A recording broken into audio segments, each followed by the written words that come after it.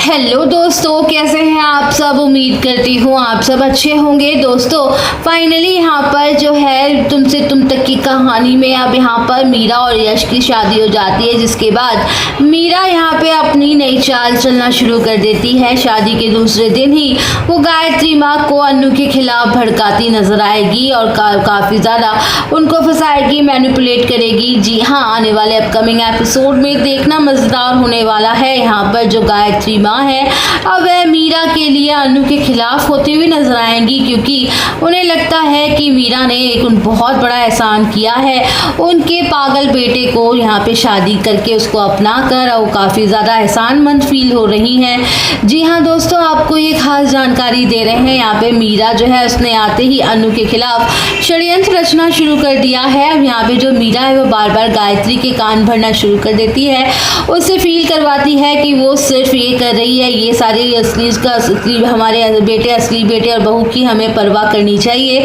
जिसकी वजह से बार बार कुछ ना कुछ ऐसा हो रहा है कि गायत्री माँ को यही लग रहा है कि उसकी असली बहू बेटे तो मीरा हैं और यशवर्धन हैं और हर्षवर्धन और मानसी हैं। ये तो राज नंदिनी का जो पति है आर्यवर्धन, वो तो ये बाहर का आदमी है, उसको हम क्यों उतनी अहमियत दे रहे हैं।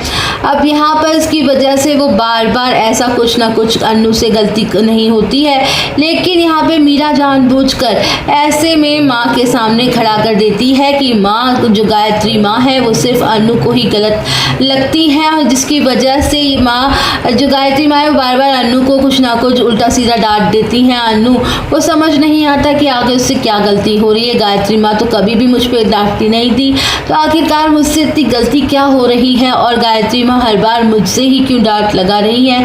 वेल दोस्तों, क्या मीरा के लिए अब गायत्री माँ अन्नू के खिलाफ हो जाएंगी, तब अन्नू को समझ में आएगा कि ये सब कुछ किया धरा किसी और का नहीं मीरा का है, वो उसे फंसा रही है बहुत बुरी तरीके से। वो देखना इंटरेस्टिंग होने वाला है। आगे के अपडेट्स के लिए आप सब बने रहिए हमारे साथ।